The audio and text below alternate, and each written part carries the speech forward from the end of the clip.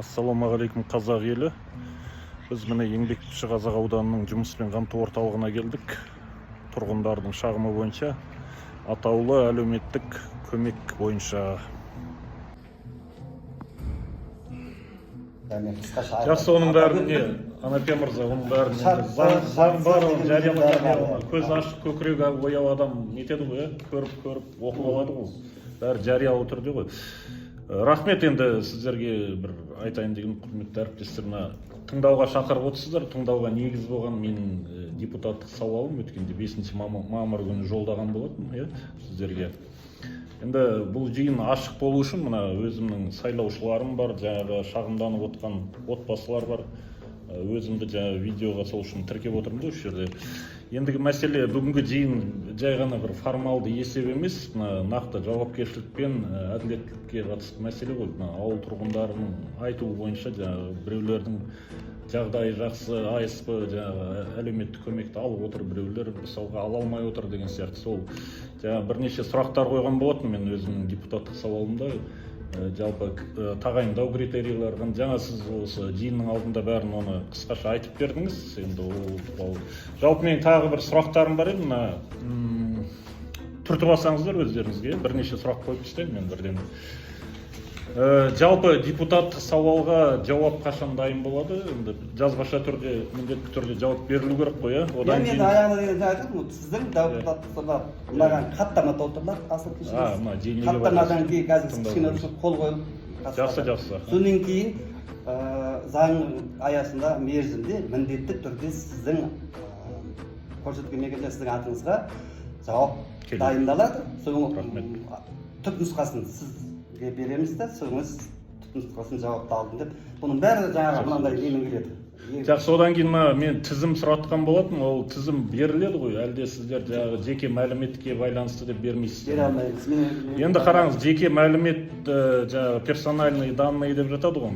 Соған байланысты, соған негізденіп сүйеніп отырсаңыздар, анонимді түрде тек қана тектерін көрсетіп болса да беруге болады ол тізімді. Өйткені біз қазір депутаттық тексеріс жүргіземіз, соған байланысты біз білуіміз керекпіз, жаңағы ауыл халқының шағымы бойынша жағдайы бар адамдар алғаны туралы ма? Иә. Кімдер алып отыр деген сияқты тізім ғой бізге. Бізге олардың ИН, ЖСН керек емес, бізге жай ғана тегі инициалдары болса ғана болды. Персональный данныйлары керек емес дегеніміз ғой. Одан кейін жаңағы алушылар, жалпы соңғы 3 жылда динамика қандай болса атаулы әлеуметтік көмек бойынша? Аудан бойынша ма? Аудан бойынша болса. Қазір төмендеп жатыр. Мысалға, менің қазір ғана экономикамен на 1 мамыр 2024-тен 1 мамыр 2020 аралығында айырмашылық салыстырмалы табысы сұрап отыр, жасап отыр. Бізде қазір төмендеу байқалады. Қазір азайды. Қазірдің өзінде 701-деме ғана аудан бойынша 750-дің төңірегінде өтініш тағайындалды. Жақында ғана отчет бердім, мына кісі отчет алып алып бас. Бұл халықтың жағдайының жоғарылауына байланысты ма, қалай ойлайсыздар өздеріңіз? Енді мен тек аудан халқының жағдайы түгелдей керемет деп ойлайтын. Мысалға, менің түсінігім бойынша, мен сізге кішкене қысқаша айтып өтейін, себебі аудандық жұмыспен қамту және әлеуметтік бағдарламалардан уәкілдік болған біз бетпе-бет жеке тұлғамен жұмыс жасай алмаймыз. Бетпе-бет жеке тұлғадан өтініш қабылдай алмаймыз.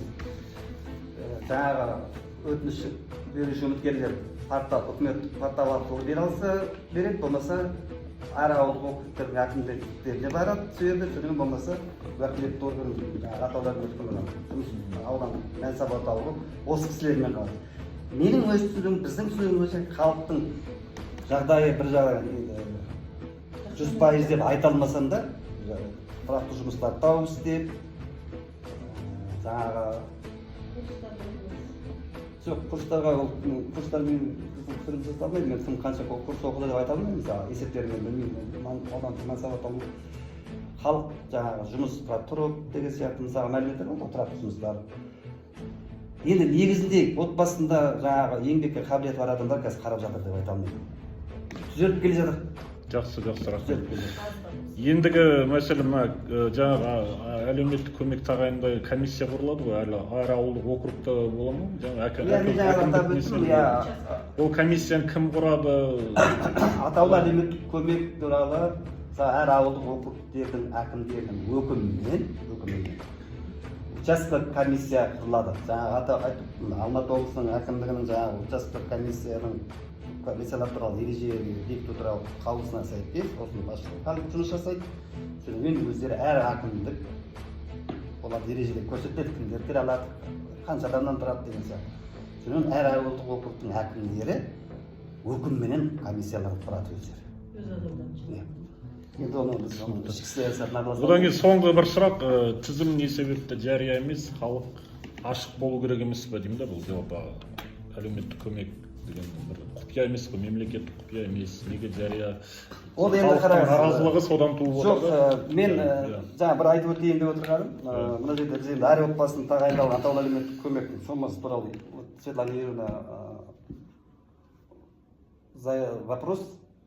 Почему персональные данные не дадите? Не персональные данные. Почему список не оглашается? Нет, тоқтаңыз, список мен сізден жаңа сұрап өттім ғой. Список получателей именно. Да. По округам. Ну, люди вот возмущаются, кто-то получает, говорит, у кого-то хорошее состояние, а кто-то там не может я получить. Немножко тоже разговор хочу с вами тоже поделиться тем, что то, что вот сегодня Анапий Абдигалевич вам разъяснение дал по получателям АСП, мы вообще, получается, что две организации, которые участвуют, это государственная услуга, две организации, которые участвуют в решении, в принятии документов и в назначении и в выплате. То есть вот эти все вопросы, которые сегодня он вам прямо популярно все это хорошо объяснил, сказал, это вообще функции должны были выполнить наш МОНСАП. Да, потому что они, ехала база у них, они документы, первоначально кто принимает документы, любой специалист, он принимает документы, уже все сверху делает, проверку, интегрированная база у них, естественно, налоги считают, все там. Потом эти документы к нам поступают уже, когда их специалист и директор подписывает, конечная точка, это то есть мы. Вот два специалиста, они проверяют документы все.